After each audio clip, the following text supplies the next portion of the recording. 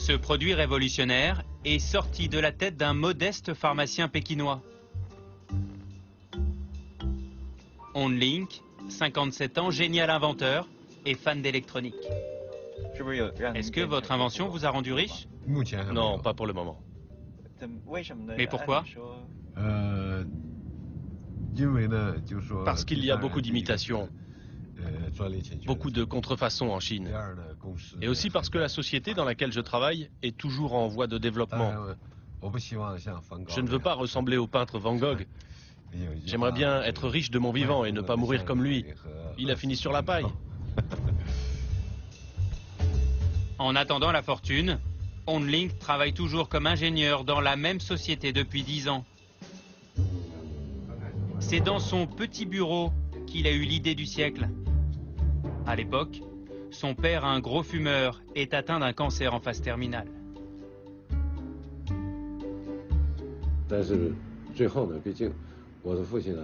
À l'hôpital, mon papa n'avait bien sûr pas le droit de fumer pendant sa chimiothérapie.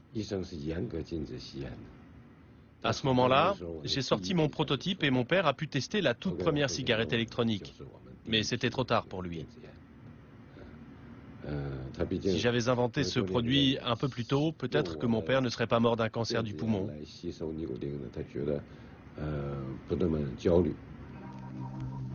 Voici donc la toute première cigarette électronique, créée en mars 2003. Un circuit imprimé, une trentaine de composants, une pile. Un modèle pas très sophistiqué, pas encore miniaturisé, mais ça fonctionne. OnLink a travaillé 3 ans sur son prototype.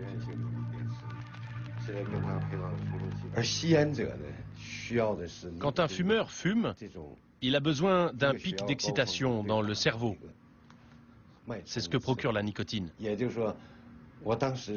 Comme j'ai fait des études de médecine, je savais que le patch ne remplace pas l'excitation d'une vraie cigarette. À partir de là, je savais que je devais reproduire le geste de fumer, mais sans absorber de goudron. C'est ainsi que j'ai commencé à concevoir mon projet. Le visionnaire chinois a inventé le produit qu'aucun laboratoire pharmaceutique n'a jamais réussi à sortir. Il l'a même breveté sur 15 pages pour tenter de se protéger des contrefaçons. Philip Morris a voulu lui racheter, mais OnLink a refusé, peur que le géant américain étouffe son invention. Aujourd'hui, le professeur Tournesol ne jure que par le high-tech. D'ailleurs, il ne s'est pas arrêté là.